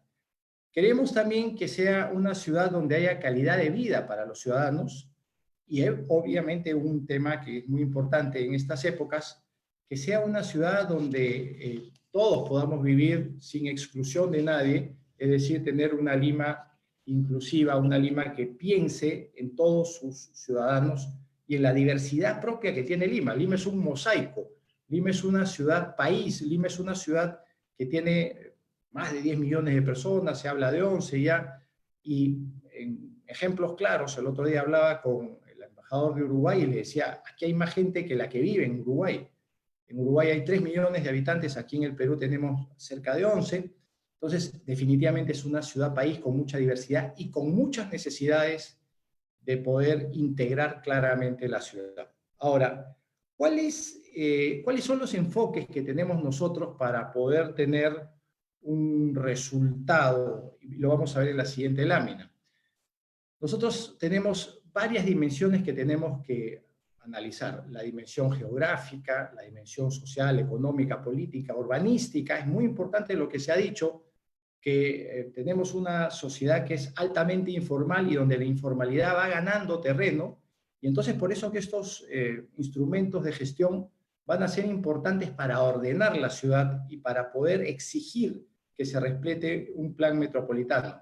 Eso nos va a llevar a tener obviamente una mejor urbanización y una regulación y uso adecuado, y ver cuál es la naturaleza del suelo, y también todas las cosas que de ahí se desprenden, como temas de movilidad, uso de espacios públicos, manejo ambiental, el equipamiento del espacio público, y también esta parte que hemos venido diciendo de tener una visión inclusiva, pero también con una sostenibilidad ambiental.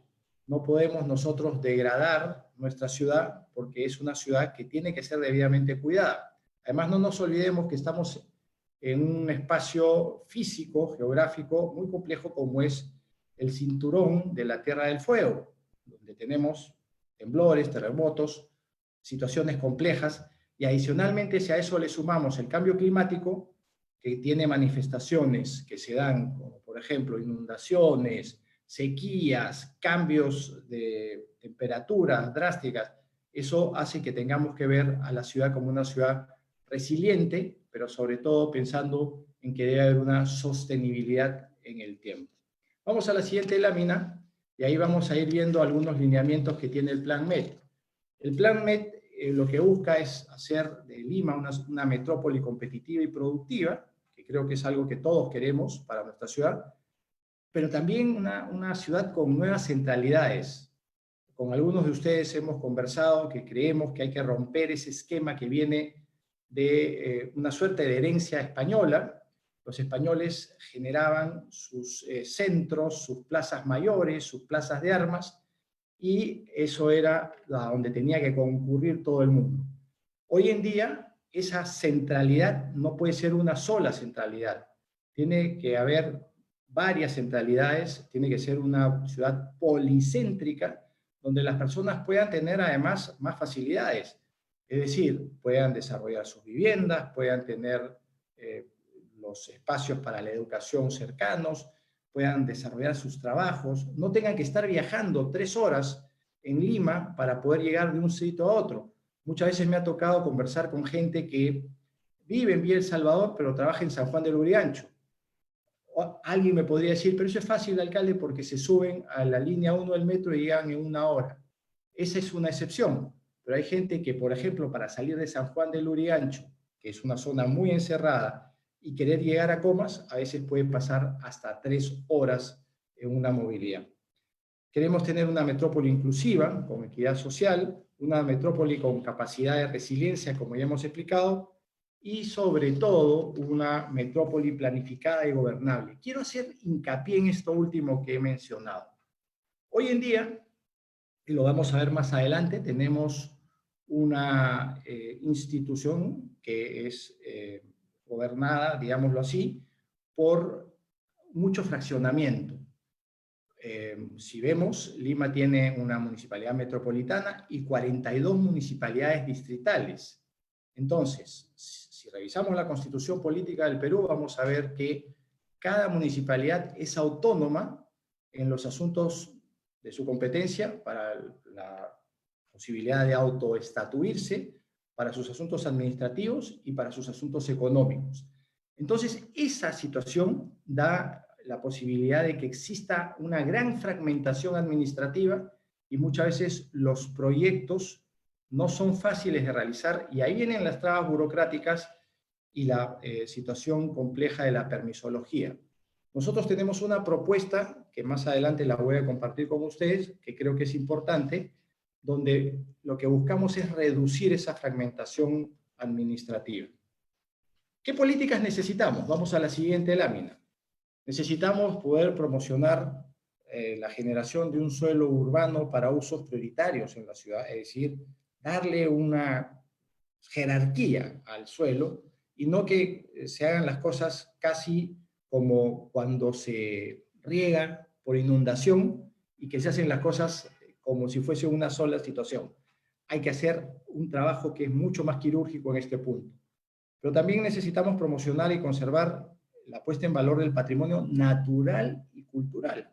¿A qué me refiero? Que hay espacios, hay ecosistemas que en los últimos tiempos hemos visto que se degradan, y se degradan por malas políticas, por mal cuidado, por huelgas, por situaciones complejas, por protestas que se pueden hacer en las calles, y eso comienza a degradar también el sistema.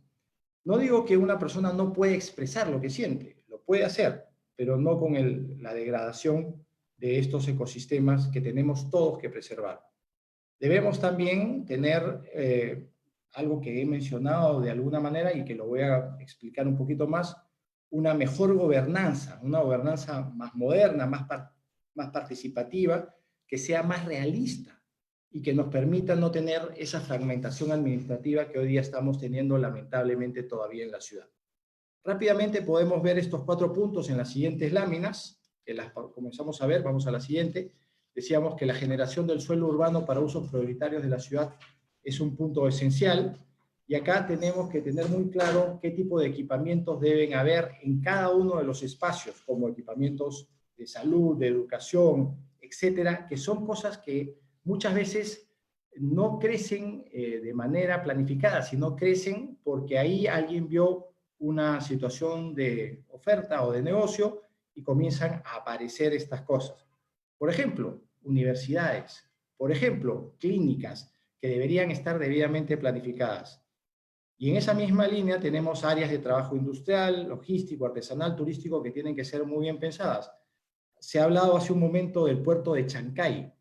Eso nos lleva a tener una visión de que Lima, hacia el norte, tiene que tener un espacio de una ciudad especial, una ciudad que nuestros técnicos han considerado que debe ser una ciudad que puede ser denominada la ciudad del talento, una ciudad de crecimiento, una ciudad también donde exista vivienda e industria de manera realmente combinada y una forma también equilibrada.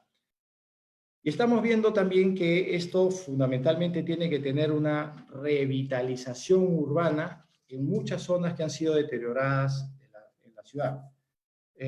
Más allá de este plan MET, nosotros acabamos de implementar, aunque en realidad ya viene de hace un poco más de un año, lo que es el plan de recuperación del centro histórico, que es un plan complementario a esto, pero solamente para la zona de recuperación del centro histórico.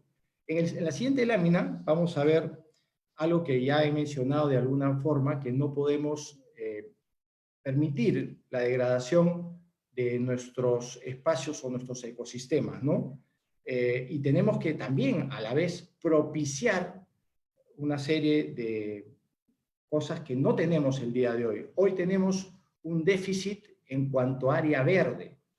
El área verde que hay en Lima está realmente por debajo de los límites que están recomendados por la Organización Mundial de la Salud. Y en este plan también una de las cosas que queremos darle mucho énfasis es la generación de espacios verdes o bosques para la contribución de la calidad del aire y para la mejora del territorio en la ciudad. Y obviamente algo que está faltando y que es una problemática muy seria en la ciudad es tener una visión de recolección de residuos sólidos debidamente estructurada esta recolección. Cuando uno va por cualquier carretera o se mueve de un distrito a otro, va a encontrar muchas veces zonas que están muy deterioradas, pero también lugares donde se echa la basura en las calles o se vacían camionadas de desmonte y no tenemos una visión para poder hacer un tratamiento de ese desmonte que hoy en día se pone casi en cualquier lugar de la ciudad. Eso podría entrar dentro de una visión de una economía circular y aprovechar el desmonte para poder tener una ciudad todavía mucho más ordenada y resiliente. En la lámina siguiente vemos que se habla de la generación de infraestructura intermodal, y esto, dicho de una manera muy, muy simple, es promocionar medios de transporte. Si bien es cierto, hoy en día ya la Municipalidad Metropolitana no tiene el manejo del transporte, sino que lo tiene la ATU, sí podemos ser promotores de trenes, sí podemos ser promotores de transporte no motorizado, que sí es una responsabilidad directa nuestra, como por ejemplo uso de ciclovías, promoción de bicicletas, campañas viales que tienen que hacer con esta situación de intermodalidad. Y algo que queremos hacer, y lo vamos a explicar también más adelante, es la posibilidad de comenzar con la red de teleféricos del país, del Perú, mejor dicho, de Lima en concreto, que va a ser una red que es muy probable que nosotros comencemos a tejer y que otras gestiones más adelante puedan terminar desarrollando. Es evidente que el transporte marítimo, tanto de turismo como de carga, va a adquirir un rol muy importante en los próximos meses, sobre todo con la apertura del puerto de Chancay. Ahí hay un gran trabajo por realizar todavía. El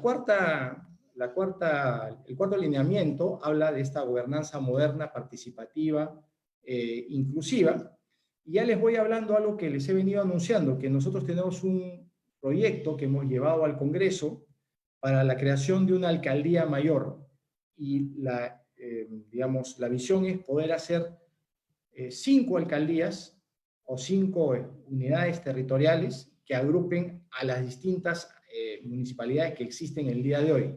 Con esto lo que estaríamos haciendo es bajando el número de decididores y bajando también el fraccionamiento administrativo, y tener una alcaldía mayor con una serie de puntos de preeminencia sobre las municipalidades distritales. Yo lo he planteado ya al Congreso, esto está en manos de ellos. Alguna vez alguien me dijo, pero alcalde, ¿eso qué significa? ¿Quiere usted tener más poder? Yo le dije, esto es algo que yo no voy a ver, sino que quiero que salga la norma y será una herramienta de gestión para las próximas gestiones. Porque hoy tenemos una ley orgánica de municipalidades y tenemos una serie de realidades que no pueden ser cambiadas, porque como ustedes saben, las normas no se aplican de manera retroactiva para los periodos que ya están en giro, sino hacia el futuro. Pero este proyecto de la creación de la Alcaldía Mayor es un proyecto sumamente importante, y lo podemos ver en la siguiente lámina, más o menos graficado. Fíjense ustedes, las 5 ciudades, las 5 Limas. Hoy en día tenemos ya la mancomunidad del norte, del sur, del centro, del este y de los balnearios del sur. Entonces lo que queremos es agrupar estas comunidades o estos espacios territoriales en 5 macroalcaldías, así lo quieren llamar, que tendrían una capacidad de decisión sobre esa gestión. Y se votaría, digamos, en cada uno de los distritos, y se elegiría a alguna de las personas que consideren más capaz, pero sería un solo alcalde para esos territorios, y no tener esta multiplicidad que hoy tenemos de 42 alcaldes, que muchas veces, lejos de ayudar, complejizan las cosas.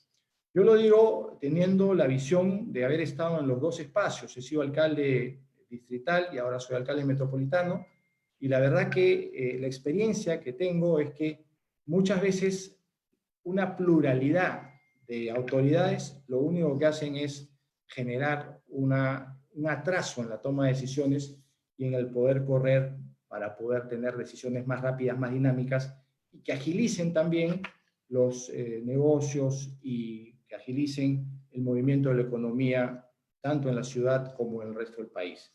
En este caso nos concentramos en la ciudad de Lima. La siguiente lámina, con la que voy a ir terminando, tiene para comentarles a ustedes algunas de las obras que hemos priorizado nosotros y que hemos también incorporado como parte de la visión de este plan metropolitano a los próximos años. Por ejemplo, la ampliación del metropolitano. Ustedes saben que el metropolitano hoy en día va desde Chorrillos, la estación de Matelini, hasta la estación de Naranjal en Independencia. Pero no era es a la estación final, la Independencia, la del Naranjal, sino esto debía haber llegado hasta Caraballo, son 10.2 kilómetros más que no se construyeron nunca y que no se dinamizó esa franja hasta llegar a Caraballo, teniendo problemas en el transporte. Nosotros lo ofrecimos antes de acceder a la alcaldía y tenemos ya un préstamo encaminado del Banco Mundial que vamos a poner a trabajar, y si Dios quiere, a mediados de este mes deberíamos estar dando ya la buena pro para lo que es la construcción de estos 10.2 kilómetros de ampliación del metropolitano. Esto nos va a dar una mejora, un respiro, no va a ser la solución definitiva, pero va a dar un respiro a lo que tiene que hacer con esta ampliación del transporte en la zona norte de la ciudad. Me quiero saltar al punto 3, ahí aparece punto 3, Teleférico San Juan del Lurigancho Independencia. Queremos unir la estación del Metropolitano de Independencia en Naranjal a San Juan del Lurigancho en la zona de este distrito, concretamente la estación de San Carlos. Y con esto comenzaremos a generar claramente este transporte intermodal que uniría, por un lado, el metropolitano, por otro lado, la línea 1 del metro, unido por un teleférico de más de 6 kilómetros, que además serviría para llegar a las zonas altas de esta parte de la ciudad. Regreso a lo que ya estamos construyendo, por ejemplo, en el punto 5 dice Puente Morales Duárez, estamos haciendo un puente en San Martín de Porres, que va a conectar con el Callao.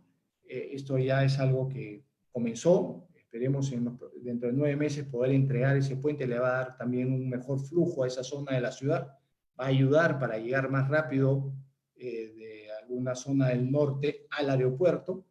Y estamos trabajando también otro teleférico que es el punto 4, que esto está en proceso de evaluación técnica para el Agustino.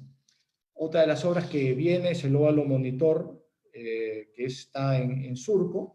Es un óvalo que, digamos, un paso a desnivel que lo que busca es concentrar el tráfico del óvalo. Vamos a hacer una obra que también une lo que es Comas con San Juan del Lurigancho, que es el proyecto Pasamayito, que lo podemos ver a la mano derecha en la parte superior. Estamos trabajando algunos puentes, como por ejemplo el puente Ramiro Prealé y algunas otras obras más que se han priorizado, pero todas estas obras tienen que ver con una visión de buscar una ciudad que sea más competitiva, una ciudad que esté mejor planificada y que tenga también la posibilidad de tener desconcentraciones de lugares que están hoy en día muy comprimidos y que buscamos descomprimir para tener una ciudad que sea más vivible, una ciudad que sea también más amigable para todos nosotros. Este plan metropolitano es algo que se ha venido trabajando con un grupo de profesionales. Hemos tenido un grupo de personas destacadísimas de distintos ámbitos que han dado sus ideas preliminares, iniciales, y ya tiene una forma el plan, y debemos de aprobarlo muy rápido porque lo que queremos es que a partir de los primeros meses del próximo año hasta el 2040 este plan sea un instrumento de gestión para la ciudad. Plan que se complementa con otros planes que ya existen, pero lo fundamental de este plan, y es algo que quisiera mencionar, es que es un plan con visión territorial. Tenemos algunos otros planes que tienen que ver con temas de números, con temas de evaluaciones, con temas que han hecho una serie de mediciones. Hemos utilizado también información de ese plan y de algunas otras fuentes, pero este plan es un plan que lo que hace es aterrizar las cosas a una visión del territorio para los próximos 40 años. Eso era lo que quería compartir con ustedes. Agradezco la oportunidad y creo que este tipo de foros siempre nos enriquecen a todos porque podemos también recibir algún tipo de, digamos, feedback o alguna idea que nos termine nutriendo como ciudadanos responsables para tener una mejor ciudad. Finalizo rescatando algo que ha estado en todas las presentaciones que se han hecho: la necesidad de hacer alianzas, la necesidad de complementarnos. La Los Objetivos de Desarrollo Sostenible de las Naciones Unidas tienen en su objetivo número 17 justamente la generación de alianzas para poder tener mejores ciudades, entre otras cosas, que es otro de los objetivos que también nos ha invitado a desarrollar las Naciones Unidas al año 2030. Y fíjense que estamos prácticamente a la vuelta de la esquina. Antes se veía como un umbral muy lejano, pero todas estas cosas tenemos que hacerlas en este año para poder llegar al 2030 y tener una medición que nos permita saber si estamos por buen camino o no. Muchas gracias por la atención dispensada y reitero mi agradecimiento a SPAI. El señor alcalde Jorge Muñoz, muchas gracias por tu participación. A nombre de la Asociación Peruana de Agentes Inmobiliarios, te agradecemos bastante. Y desde ya, dado que usted tiene una idea participativa, inclusiva, desde ya le ofrecemos nuestro aporte a través de cada institución que representamos, por ejemplo, en lo que son desarrolladores, pues Seradi, en la parte económica Scotiabank, la comercialización de productos inmobiliarios ASPAI, ¿no? Para a través de una mesa de trabajo dar nuestros aportes y ver el tema de los elementos, digamos, de este plan de desarrollo. Muchas gracias, señor alcalde. Las gracias a ustedes. Hasta una oportunidad próxima, más adelante. ¿Cómo no? Bueno, estimados amigos, estamos llegando al final de este importante panel. Hemos visto la parte económica, la parte del Plan Metropolitano de Desarrollo Urbano, las proyecciones del sector inmobiliario, ¿no? En nuestro país para el 2021 definitivamente tenemos muy buenos augurios. Y ha sido un año difícil, pero yo considero dentro de ASPAI un año bastante positivo. Quiero hacer un reconocimiento al Consejo Directivo, para Daniel, para Ivonne, Maruja, Fernando, Ricardo, ¿no? Han un excelente trabajo. Y para el nuevo Consejo Directivo, liderado por Víctor Saldaña, muchos éxitos. En el año 2020, perdón, ya me estoy proyectando al 2021, ¿no? Se hizo 5 seminarios presenciales, 33 virtuales, 2 cursos de acreditación dictados por la NAR, que es la National Association of Realtors, y un congreso virtual inmobiliario latinoamericano, COVID Priscila 2020, que tuvo mucho éxito. En total 41 eventos. Y hay un órgano de nuestra institución, que es nuestro comité de capacitación, que está conformado por Fernando Torres, por Rebeca Landa, ¿no? Y por Carlos Dufo. Y yo quisiera darle la palabra a Fernando Torres, porque estamos en el último evento del año, y él nos quiere dirigir unas palabras. Adelante, Fernando, por favor. Muchas gracias, Paul.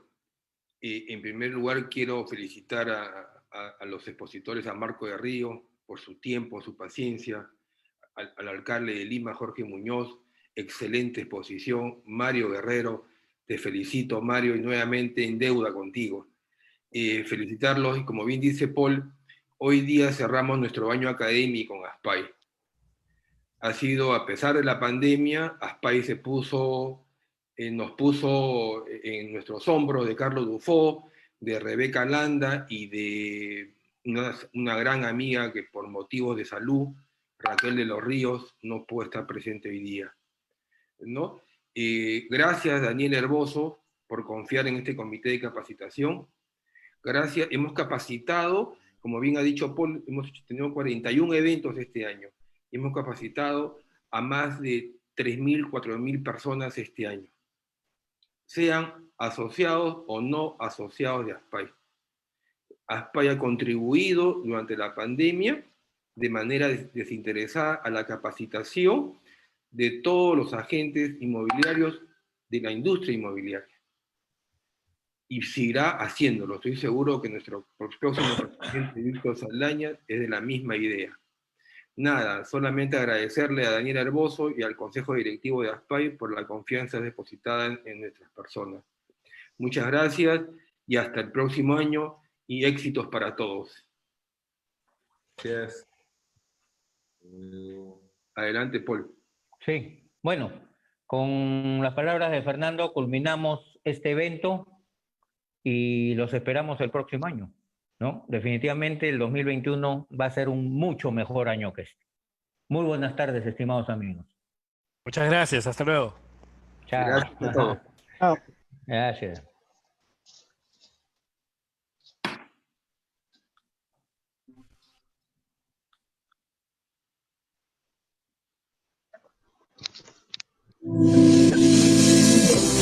Nuestro país está cambiando.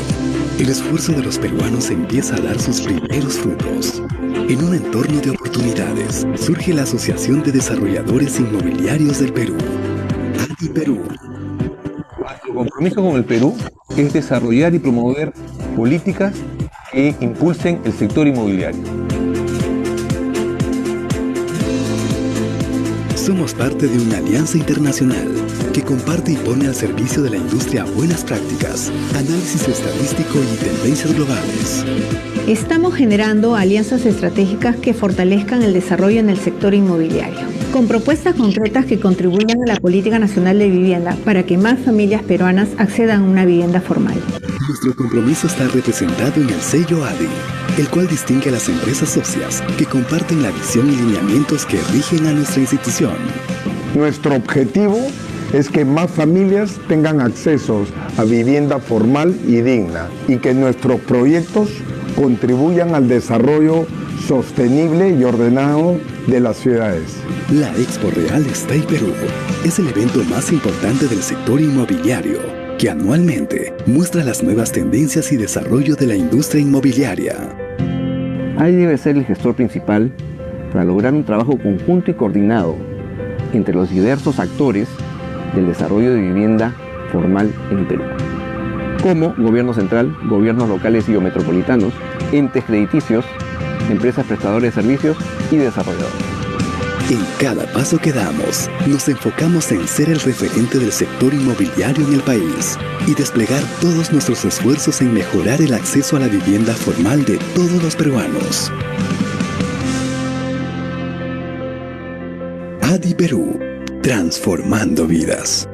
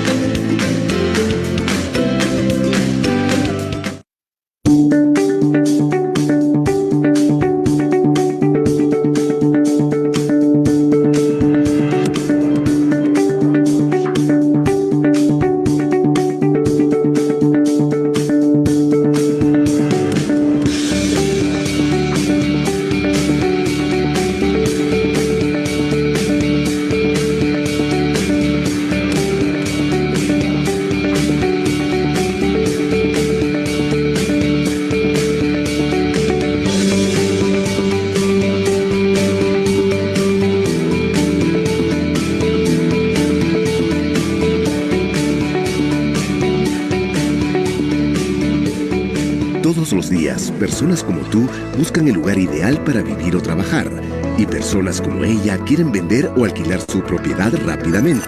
Pero muchas veces este proceso es más complicado de lo que parece. Agentes, propietarios e interesados van por su cuenta sin conocer las posibilidades que tendrían al conectarse. ¿Qué opinas de una plataforma en la que coincidan todos y se beneficien mutuamente? Te presentamos Mercado Casa, el primer ecosistema inmobiliario integrado que pone a tu alcance las herramientas y aliados necesarios para acelerar las transacciones de manera eficiente y segura. ¿Cómo funciona? Si eres agente, controla el stock inmobiliario con información real, formal y validada. Compártelo con potenciales compradores o arrendatarios y otros agentes por canales digitales usando filtros específicos. Maneja contratos electrónicos con propietarios y otros agentes. Administra tus contactos e interactúa con ellos a través de múltiples canales. Controla el ciclo comercial de cada inmueble y monitorea con eficiencia todo el proceso. Accede a asesorías de bancos y notarías para perfeccionar los procesos.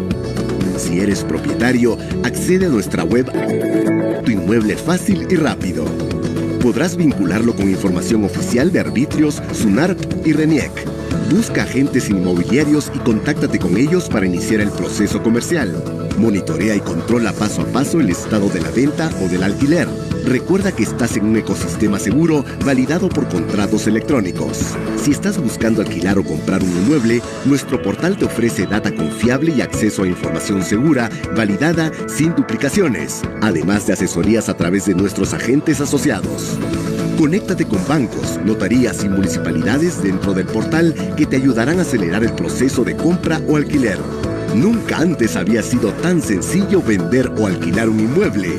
Con Mercado Casa tienes todo lo que necesitas, en un solo lugar, con toda la seguridad y confianza. El ecosistema seguirá creciendo, las oportunidades estarán allí. Mercado Casa, trabajamos en equipo para hacer tu vida más sencilla.